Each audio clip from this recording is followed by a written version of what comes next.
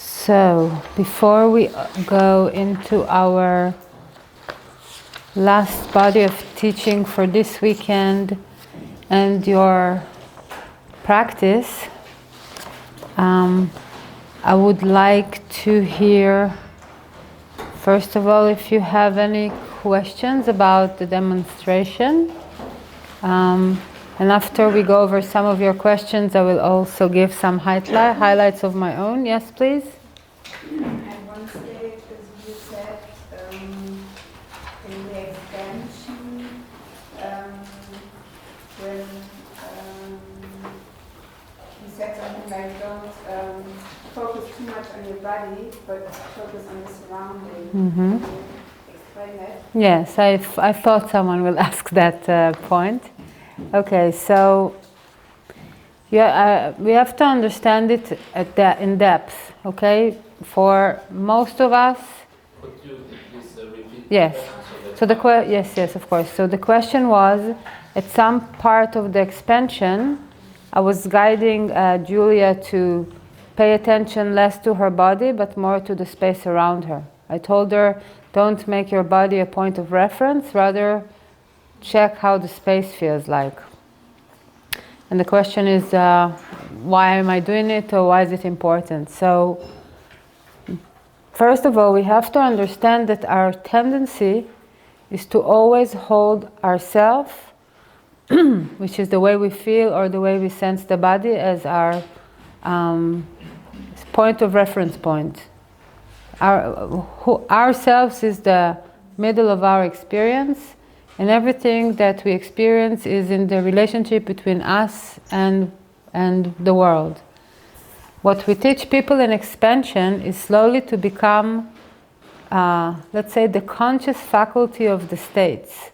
So we go from being those people that everything is happening to them, into more and more being the conscious awareness of those expanded states. Now, as long as the body stays our point of reference, does it feel good? Does it feel tense? Does it feel relaxed? Does it feel pain? It's endless. You can expand with people one day long and they will still have some tension somewhere. Okay? Because there is no direct correlation, immediate correlation between the letting go in the subtle fields and the way the body feels. Like I said, it takes more time for the physical level to rearrange itself according to the states of consciousness. Come. So we can still experience at the same time a certain imprint of discomfort in the body, and at the same time be in a very expanded state.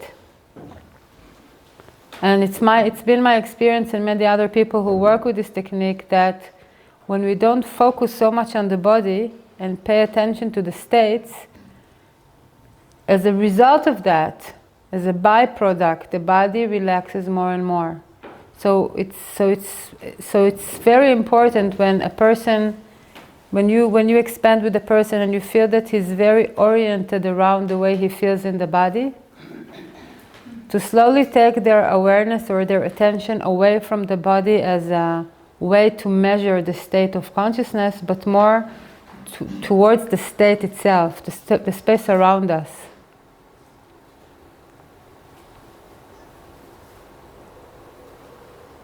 Now I would say, however, you might have noticed that, and one of you might have wanted to ask, there was a point where Julia was expanding, and then she came to a certain state, which she called, on one side it was a relief, but at the same time, there was something going on now. Because of her story, like when she was describing her conclusions and her imprints that had a lot to do with suspicion and mistrust, it was very important for me to make sure she enters a very positive state. Something that she can really trust, something that will not flip on her. So, therefore, I chose this particular event to focus on that negative part of that expansion, so it felt cold. So it said it feels cold and peaceful. I'm like, okay, so let's focus on the cold part.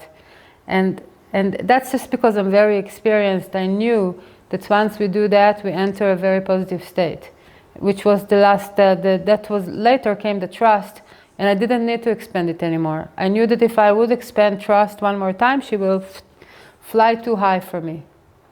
But this is because I already feel, I know, I understand the language of the fields. So I would say, in the beginning, better be safe. Meaning, if a person enters a state, because it started with safety, and then it felt like, oh, we're going into the positive direction. And then the next state was relief, yet going back to some negative feeling. So sometimes it's better to focus on the negative part of that dual experience and just focus on that and expand it. In your case, it was definitely the right choice to do it. It was clear for me. So if I just summarize my answer, then whenever you expand with people and ask them, so what does it feel like? And then they start to say, well, it feels like that in this part of the body, and it feels like that in that part of the body. They are not describing the field. They are describing the way their physical body reacts to the field. And that's not what we're looking for. We're looking for the fields. So as long as we keep referring to the body as a point of measurement, it will not go very deep. Yeah. Yes, but what made you so sure about that the cold hands were an insignificant indicator, which it was, obviously, for the later increasing the trust? For me, in this case, it was clear that unless we reach a really solid, positive state, I didn't know she will reach a state she will call trust. I couldn't foresee that. But I knew that unless we reach a really solid inner state that she can really trust, because you have to understand this trauma, it was multi-layered. It happened in some chakras together, okay? So the first chakra, of course, because it always takes the hit, okay? And that's why you felt the very essential mistrust in life. That has a lot to do with the first chakra. But there was a lot of the second chakra. That's why you also felt it a lot in your lower belly. Because of all this semi-sexual, weird position that you were forced into, on your knees, without your pants on, which makes it very shameful. Yeah, so the shame was stored in the belly, but there was also the shock in the heart. So it was also a lot about trusting people and being able to enter relationships and not be suspicious. So, and then it was also in the sixth chakra, because the negative impression, the last one, before it turned better, it was disorientation in the forehead. And I wasn't surprised, because part of your trauma was not understanding what's going on. Like, it was so confusing. He didn't tell you what he did. So that was a beautiful example for a trauma that happens simultaneously in some chakras together. Of course, the third chakra was also affected, because it was all about robbing you out of your power, and that's why your triumph was this sense of strength.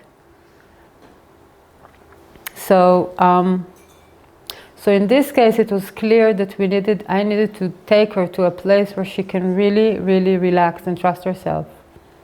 And as long as it wasn't 100% there, it was better to continue. It didn't feel like it's some negative impression that is going through her and I can just ask her to overlook it.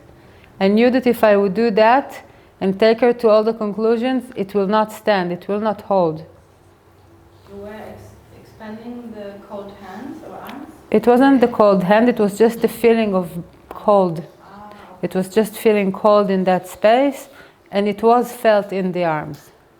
That was the physical part of the arms and the legs. She felt this coldness. Yeah.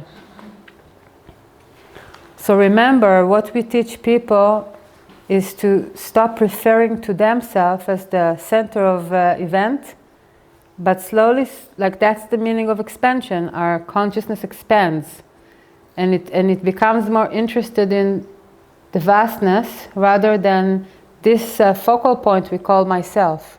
And that's really the state of freedom. So the more people can put their attention away from themselves and away from how they feel in that moment and more on how the space feels, that's when they start to get in touch with those positive emotions, with these positive states. So you will see that I usually allow a few expansions. I do allow people to refer to their body, because in the beginning, when we go into the negative layers, obviously the body is still very affected. So I don't hurry to take their attention away from the body. It would take 2-3 expansions, and if after 2-3 expansions I can see that I ask them, what does it feel like? They say, well, my body feels like that, and my body feels like that. That's when I will gently suggest that they turn their awareness from themselves to the space and describe the space, especially if it feels like we're already touching a more neutral space. Otherwise, it can just feel negative forever. And don't worry, the body will let go. It's just the last part that will let go. That's why I told you it takes 2 to 3 weeks for this process to really get the full result. Any more questions? Yeah. Is then also part of the trauma referring things or events to myself? Like many traumas happen when we are children, because as children everything that happens we refer to ourselves. I wish it was just children, but I mean the tendency to believe everything happens. Could you repeat the question? Yes. For Michael? Yes. So you're asking whether as children our traumas will be in the sense that we will always refer them to ourselves. And I said, unfortunately not just as children, because also grown-ups still think it's all about themselves, okay? And of course it's unavoidable when we are children, like we saw with Julia. She immediately felt it was her fault, it was something wrong with her. And that's why when we came to that sentence, life is humiliating, it was hard to let this sense of humiliation go, because it's like, and that's why I told her, when you think in terms of humiliation, it's already an interpretation, because then it has to be personal. You can't use the word humiliation without it being personal. It just makes no sense. So part of what we do in this process is make it less and less personal. And that was very beautiful, how it was gradually with you going from personal to not personal. And from generalizations that like all your conclusions were just so classic, so general. People are like that, and life is like that, and I could never trust like that, yeah? And it slowly went from this generalization state to seeing things as they are in a very specific way.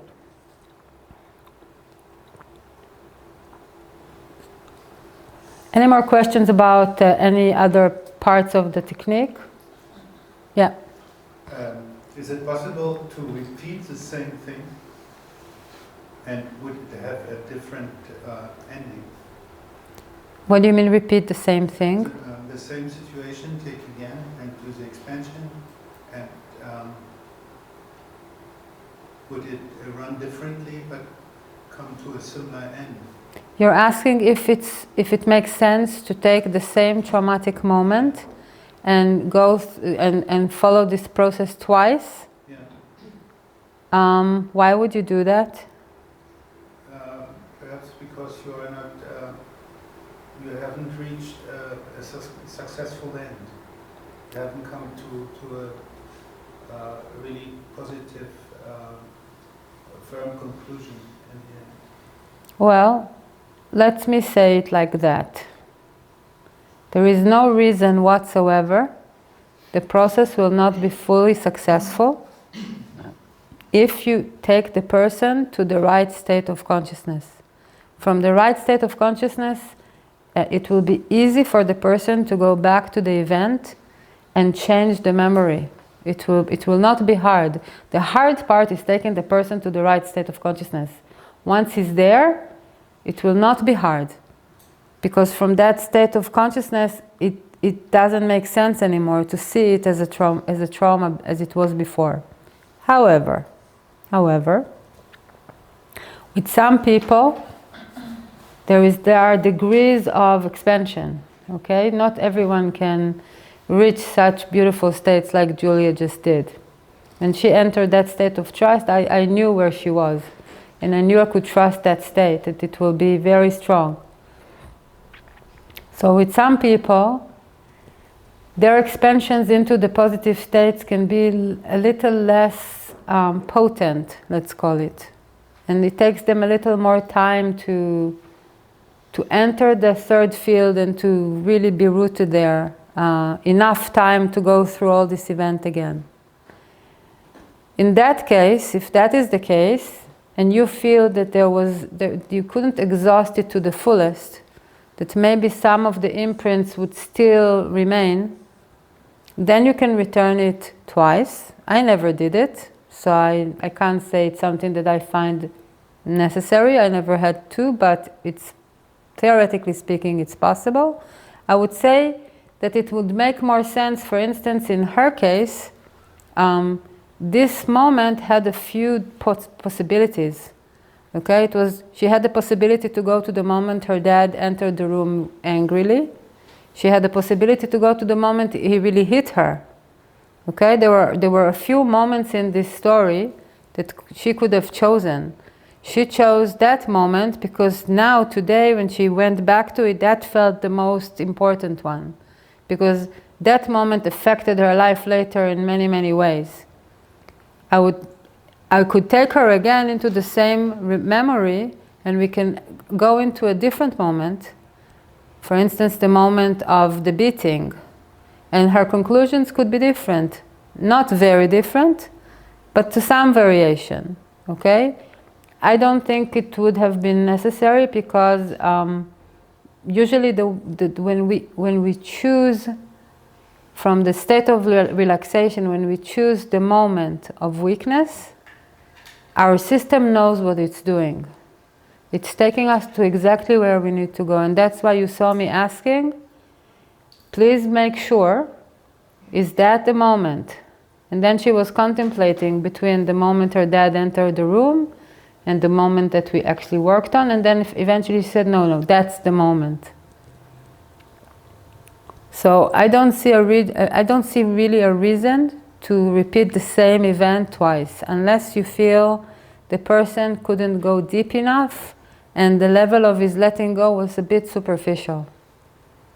And that means he needs more time to get more comfortable in the states of consciousness.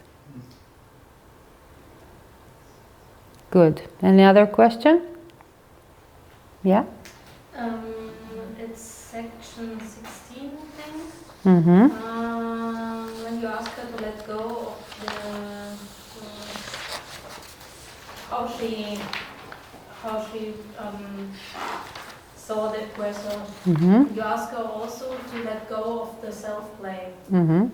So in cases where there's an aggressor, but also part of the trauma like self-blame, it's I suppose it's important to also let go of that. Yes, because then the image of the aggressor might also be partly myself. Yes, so, sorry.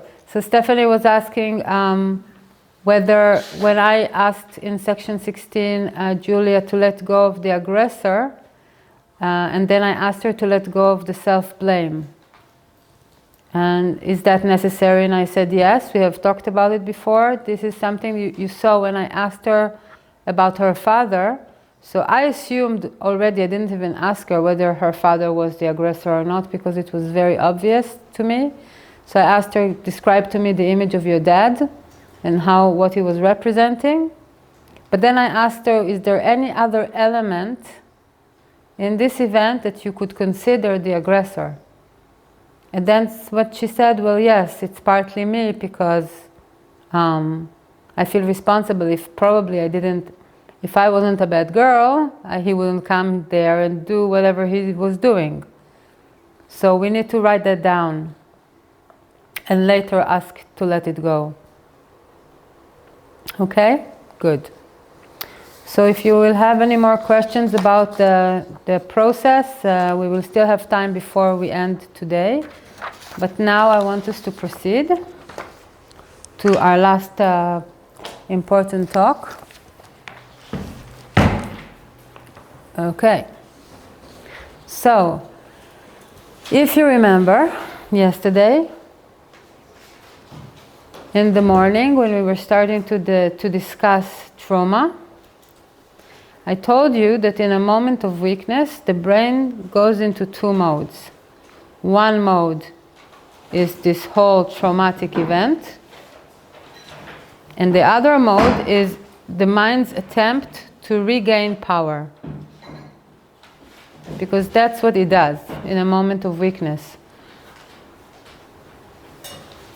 And we are going to go through the four inner responses that takes place in our mind, in our brain, in a moment of weakness. And you don't have it in these techniques, but I might send you, there is even a longer version of this trauma technique that includes the elements that we're going to describe now. If you want, I can send out those versions for you so you can try them out. It just takes a little more time to go through the process. And in my opinion, it's not absolutely necessary. It's good enough as it is. But the extended version that will include these elements we are going to discuss now is just very, very interesting to guide them at least a couple of times.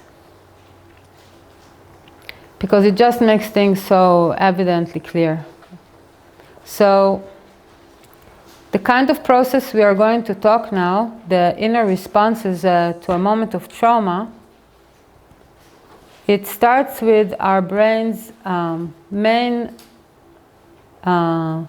activity that it must avoid in all costs the sense of losing power. So we said the brain will do everything. It's his job to keep us safe, to keep us in the state of power. Only the things that the brain does are not so good for us. And it's important for us to learn those unconscious processes so we can avoid them as well. Part of avoiding them or learning not to go through them is building inner power. So, Julia, it was probably very obvious to you that your automatic response was this shutting down, right? That not breathing, not feeling, wanting to disappear, right? And in that moment, what happened was that you felt the weakest. So it wasn't really helping you to feel more powerful. It was just your only option at that time. Okay? Now you saw today that when you stay in touch with yourself, in touch with your breathing, in touch with the surroundings and in touch with the other people, most likely that cannot happen anymore, because that means you are already you're staying in that centeredness, in that sense of power. Obviously, when that happens, all those inner reactions we are going to talk about cannot take place. It takes place only when we are not there, when we are not in presence.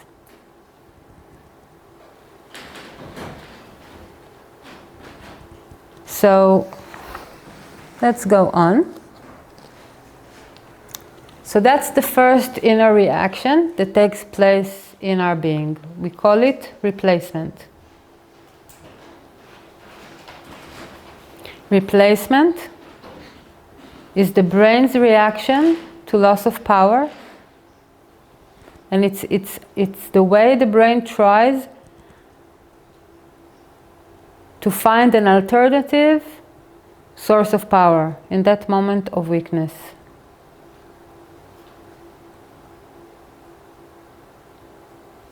Now, a replacement will never be our will. It will never be what we really wanted. But it helps us sometimes. And sometimes it even really helps us to develop some aspects of ourselves that we might not develop otherwise. I will give you an example. I will give you a few examples. So, for example, take a boy, 8 years old, who really, really wants to play sports. Really wants to play with the other boys in the class, but he's not an athlete. He's more of the one that reads books. He's more the philosopher, he's less the athlete. But he's an 8-year-old boy and he wants to play with his friends. And he enters a game of basketball. And during the game he doesn't play very well, and there comes a moment when instead of catching the ball is falling on his head and makes him fall down, and all the boys starts to laugh. That's the moment of trauma. Now, when we looked at this moment from the perspective of replacement, and I asked him, so what was the replacement that was happening within you? How did you replace that sense of loss of power and found a new source of power? Then he said his replacement was, sports is stupid. I anyway don't want to play sports. Sports is for the stupid ones. Now, of course, a moment before, he thought sports is great. And he wanted to participate in this competition. It wasn't his will. His desire was to be good in sports and to just be one of the guys. Okay? But because that was not the case, the way he replaced it in his mind was that sport is for stupid people, and he never played it again. He got a special permit until the end of high school to never participate in competitions again. He could run, because running you can do by yourself. Any kind of sports that is not like part of competition, he did. But anything else, he got a special permit from the doctor. Until the end of high school, he was 8. Imagine that. And he was convinced it's true that this kind of competitions is for the stupid ones. Of course, he wasn't aware of it so much, only after we started looking at it. And I'll give you more examples in a moment. So it's important to try and locate this kind of replacements that we do. It happens very quickly. And I want us to take a moment to practice. I want you to try and make a certain list of some kinds of power you hoped you could get and couldn't, or you had to let go of. For example, suppose I wanted to be a very good singer, but the moment I started to sing to people, I could see I was not a good singer, which is actually true. And then I had to let go of the idea that I would be a good singer. And then I was looking, and then I'm looking for how did I substitute my sense of disappointment with something else. Usually, the kind of substitution will automatically go to that thing which we are naturally good at. In this case, with the boy, because he was a very smart guy, it was easy for him to substitute the wanting to be good in sports with sports is for stupid people. One day I will be the boss of all these guys. And in my case of singing, I just went to, well, singing is anyway not nice. It's better to draw. I was really good in drawing. I didn't want to draw, even though I was good in that. I wanted to sing. But people's reaction told me that I should better stick to drawing. Well. But then I made it in myself that singing is anyway not worth it. That to draw is far more superior. Okay? You see how I compensated on that thing that I wanted in a certain way. So it's important. Let's try to have a moment and make this, just try to follow certain moments in your life that you were hoping to feel some level of power. But it didn't work out. And in that moment, what was your replacement? How did you compromise? What was the alternative source of power that you found instead? Because we always do that.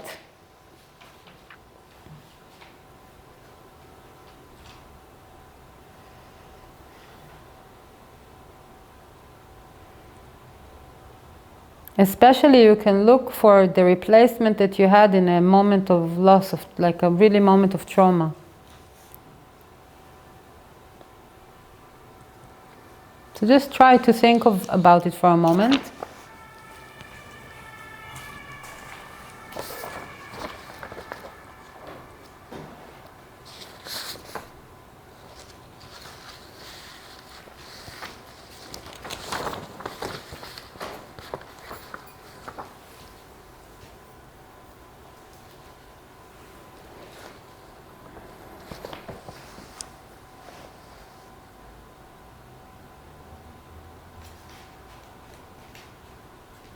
And if anyone has anything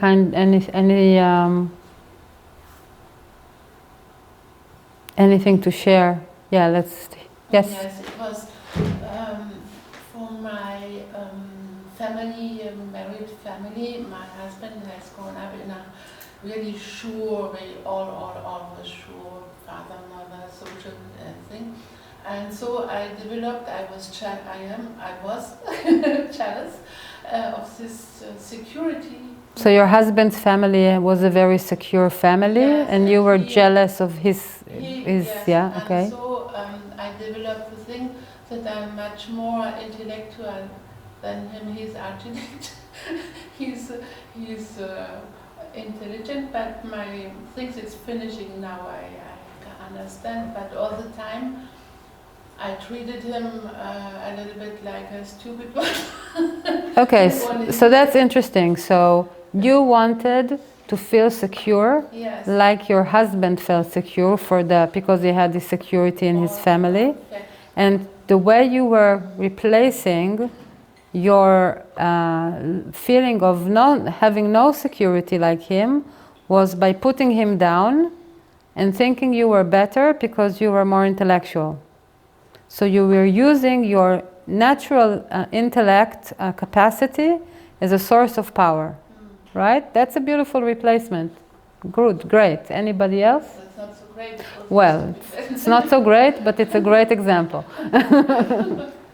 Anybody else can find a replacement? Yes? Yes, I love to work with my hands, but sometimes things are quite heavy, or I don't have to know how to install certain things. And so I'm just repeating for Michael. So you like to work with your hands, but sometimes things are too heavy, or you're not able to install some things.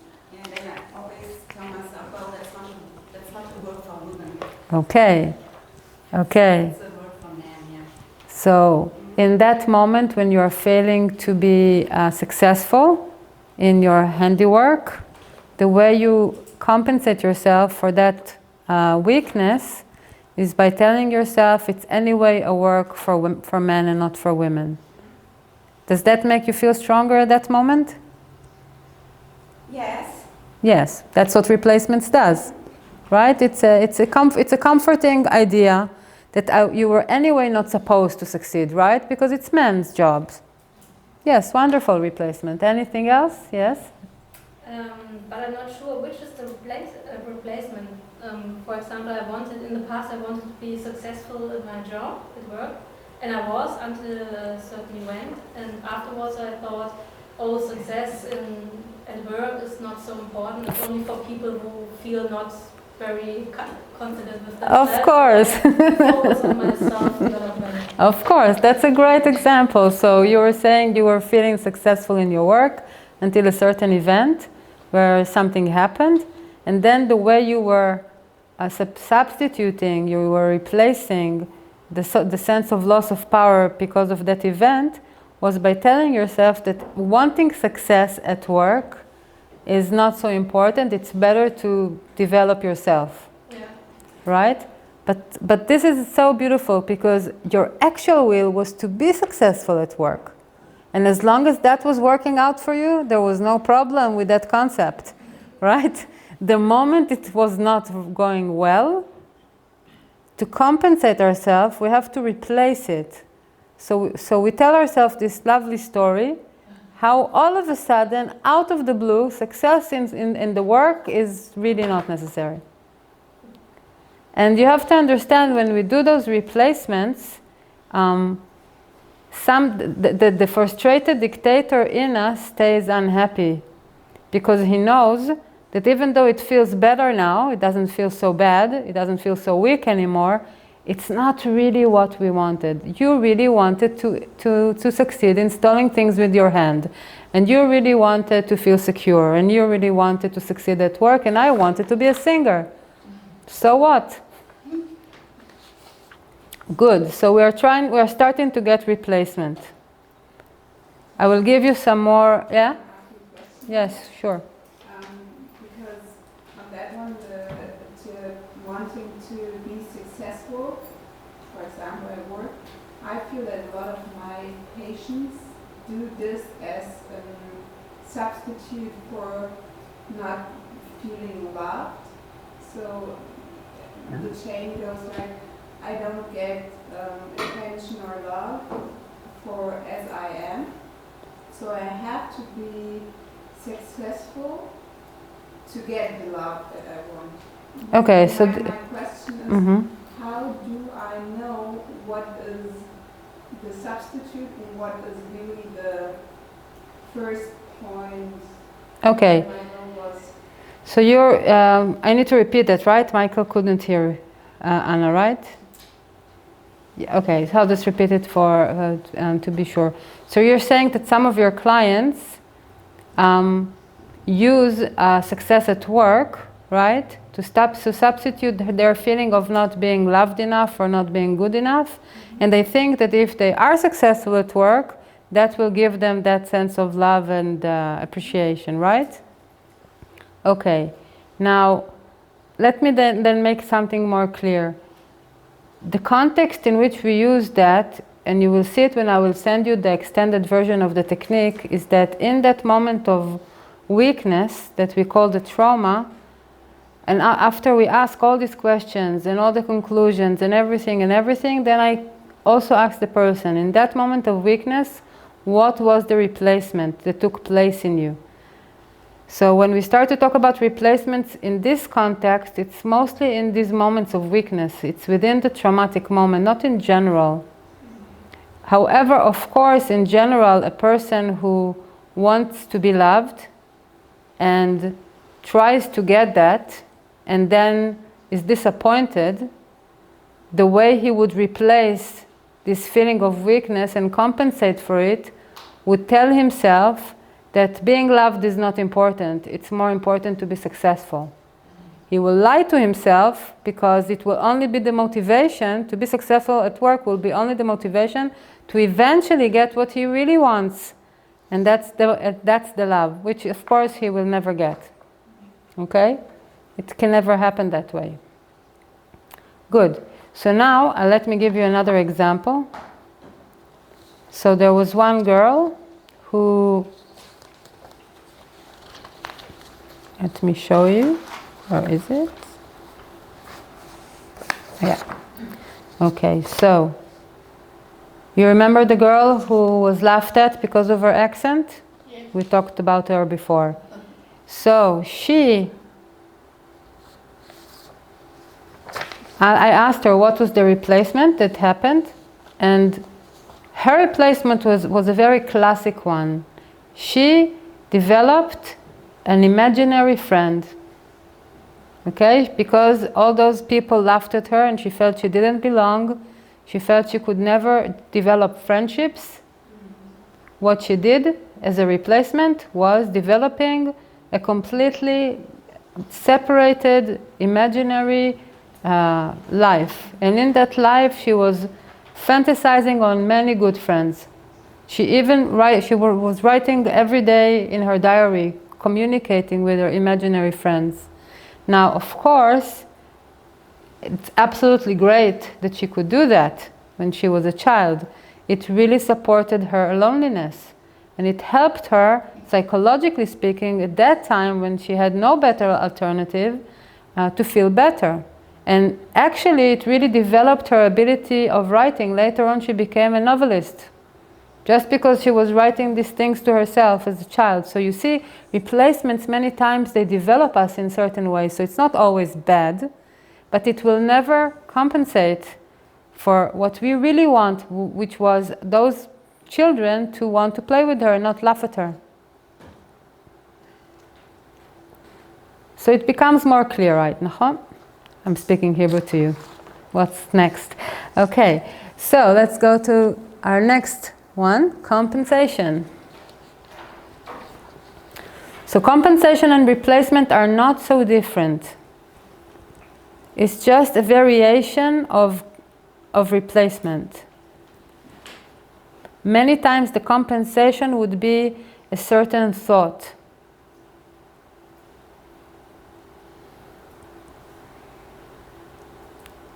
We will take the moment of weakness and we will compensate ourselves for that moment by thinking in a certain way. The only thing about compensation is that it takes place in the mental, emotional field. It happens in the field of the subconscious. So it cannot really lead to true inner power like we have in the third field on. So even if it gives us a certain feeling of power, it's not a real form of power. You remember we talked last time about true inner power, false external power. So compensation is a beautiful example for false inner power. So for instance, that boy with the basketball, he said later, athletes are stupid. It wasn't just sports is stupid. Now he had to put those boys down in his brain. He said those athletes are the stupid ones. They mean nothing. So he had to degrade them in his mind to make himself feel superior. And that's how he was compensating himself for that moment of being humiliated in the playground. Exactly the same, this girl, when I asked her, what is your replacement? She said, they are not good friends. They are not worth being with. Which is of course a lie. She really wanted them to be her friends. So maybe you can think as well on the ways you compensate in moments of weakness. Like, think about Julia, think about that moment with your dad.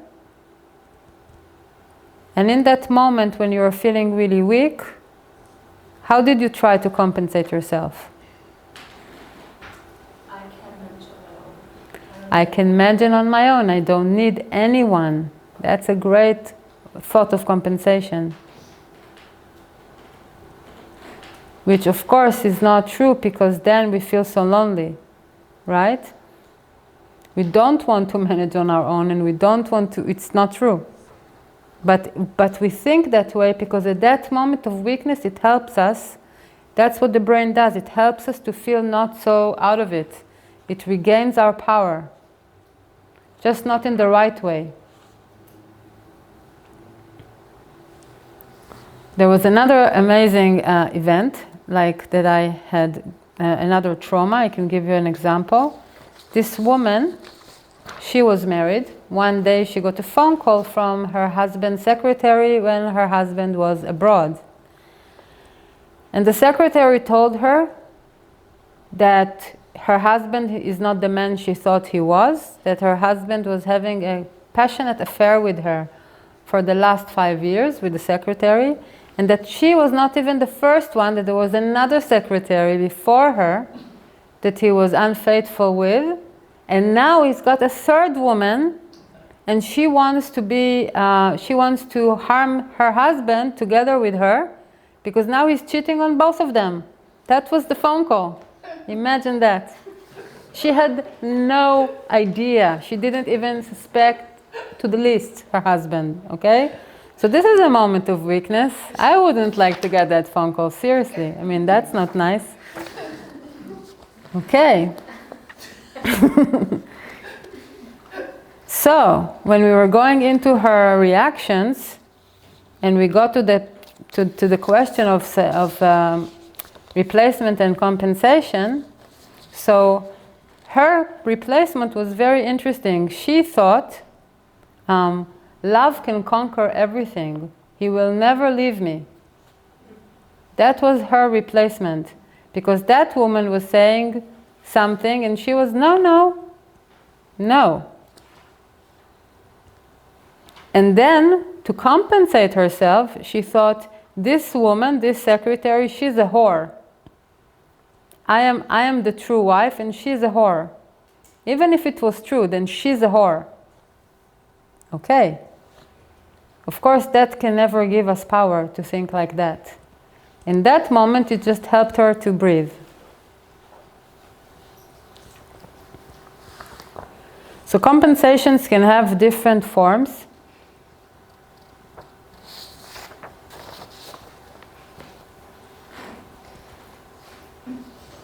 So like I said, many times compensations are many times when we develop our own inner world. So many times the way we compensate for a moment of losing power is that we just retrieve into our inner world. And in our inner world, everything is lovely. The sun is always shining, nothing ever happens, but not like in the third field, right? This is in the imagination land, in the fantasy world. And this is a classic, what Julia just said before, I don't need anyone. I'm perfectly fine alone. Beautiful.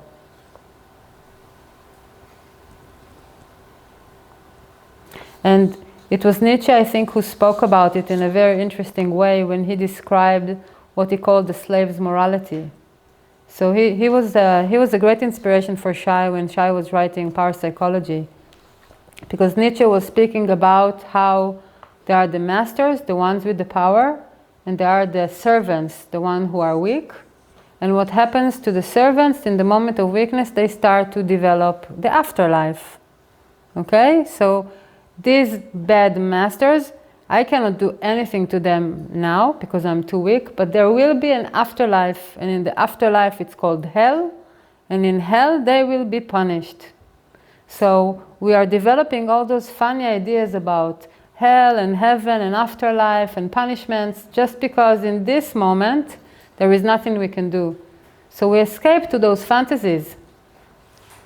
We create heaven and hell. Isn't that lovely? So the bottom line of compensation is that it's always better to accept the moment in which you are weak. It's better to just say, so now I was weak. It means nothing about me. It just means that at this time, in this moment in time, I got weak. And it will pass. Instead of going into all this process of compensation and replacement and wait, it gets even worse. It's better just to admit a moment of weakness and say, well, like you said, things like that can happen. Doesn't matter. Doesn't make any difference to who I am. It's just unpleasant. But for most of us, it's very hard before we learn how to not go there.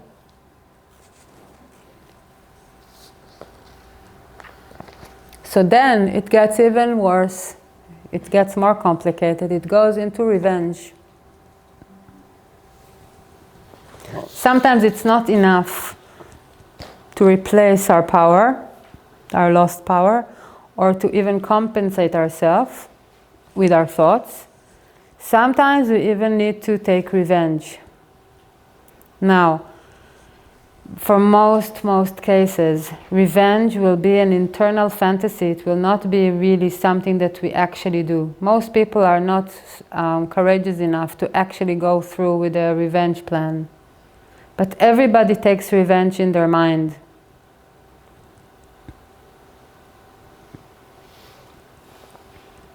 And many times, many things that we do is our way to revenge. So for instance, if a father told a child that nothing good will ever come out of you, and then the child will make it his point to prove his dad that he's going to be the most successful person. So you can say that's not a bad thing, right? But the motivation that runs through him is to want to prove the dad wrong, to show him that he was wrong. I had many people with that way of thinking.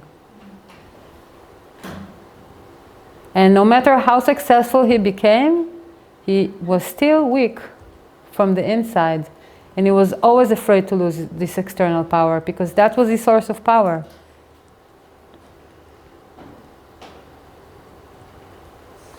So in these examples, let's say the woman who got this lovely phone call, where was she? There. So she said,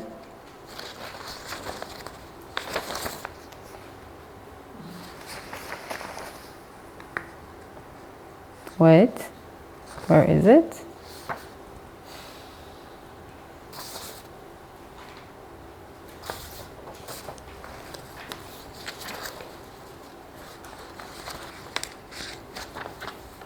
Lost that page, just a second.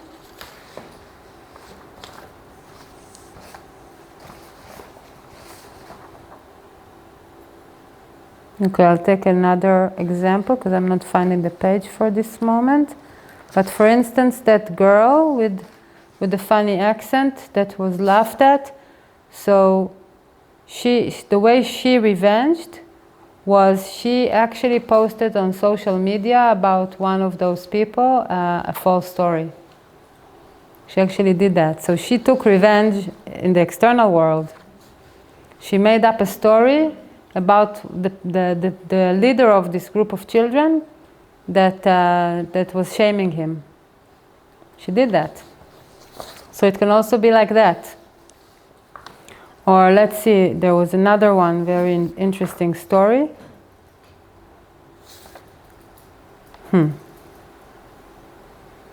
Yeah, so there was this woman that she was a career woman, and she was working in the high-tech world.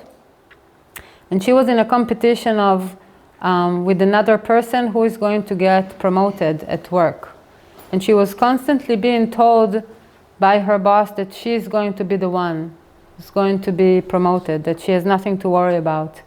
But then when the moment of announcing the promotion came, she was not promoted and the other one was promoted. And that was her moment of trauma. That was the moment when she was told that she's not being promoted.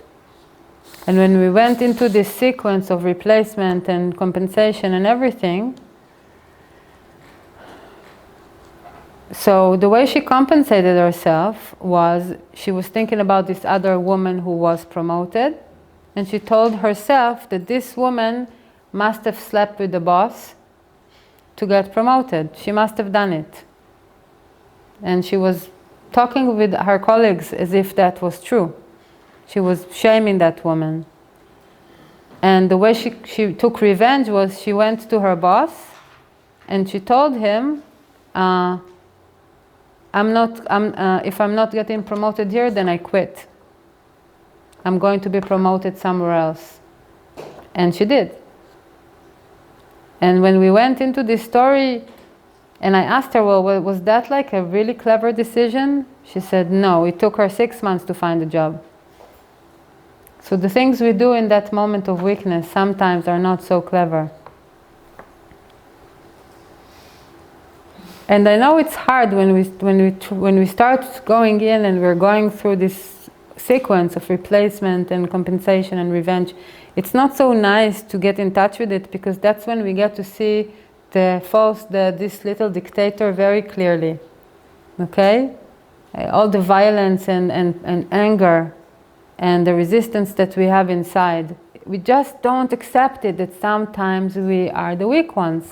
And that's okay. That's what life meant us to go through. And we become so annoyed and so upset. And that's, of course, not helping us build true inner power, as you already understand. And now let's look at the last form of replacement, which is concealment. And then I will let you do your practice. So concealment is our attempt to not show that we got weak.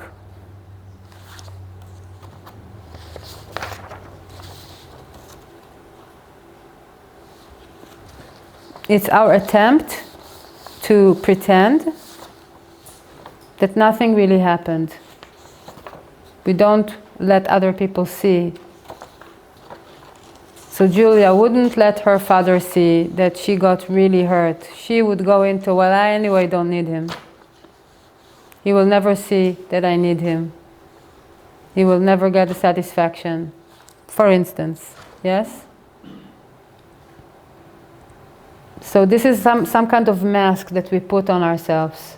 So people will not feel that we are now weak, because if they would feel we are now weak, they can use it against us. So we need to pretend as fast as possible.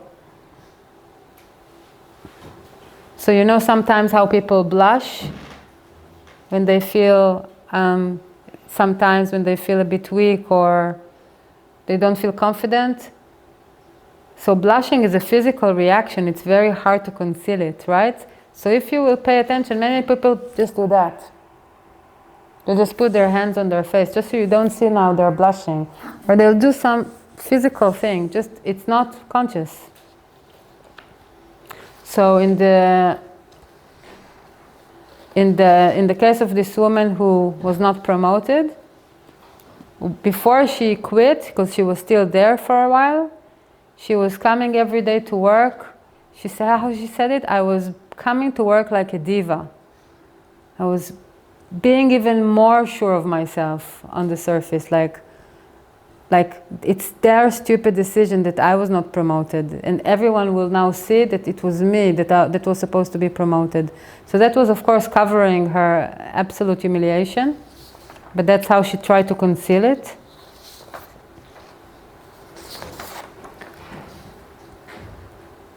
And also this girl that was ridiculed for her accent, the way she was concealing her pain or her weakness was with a lot of aggression. She was just being aggressive towards these kids. And when we did the expansions, and then I told her, let go of this, let go of that, and I asked her, now let go of the concealment of this aggression, and tell me what happens then, she said, everything becomes so soft. That was very beautiful. Or the woman with the phone call, that was also very beautiful. When I asked her about her revenge, she said, I'm going to call his parents and I'm going to let him know the kind of man they raised. And then when I asked her how did she conceal her weakness, the way she concealed her weakness was the day later she called a lawyer and filed for divorce.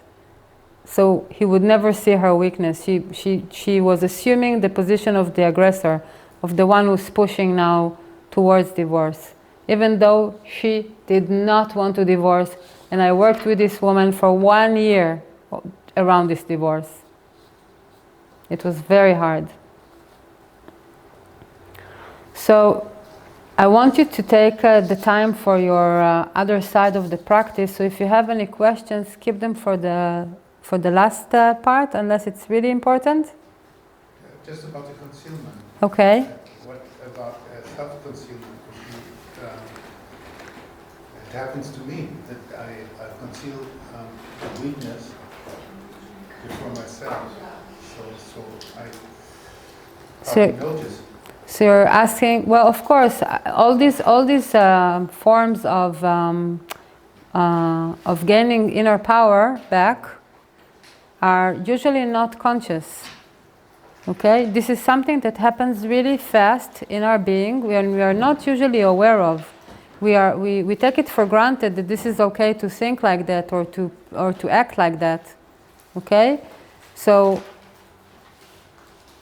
you will see that the more you become aware of the way you react in moments of weakness, and you will start to look for it, start to look for the way you replace and compensate and revenge and conceal, you will become aware that your concealment or your strategy is not even to be aware that something happened. You see what I mean? And then you understand this is not a good way to stay in a state of power. But we can talk about it a little more. Please go to your couples. So it's just the ones who are guiding. Hello? Just a moment. Hello? Hello? Just a moment. The ones who are guiding now the process, please have a watch next to you so you keep track of time. We are doing that until 6:10. Okay, so you have enough time, but keep track of the time. And if you have any problems during the process, call me.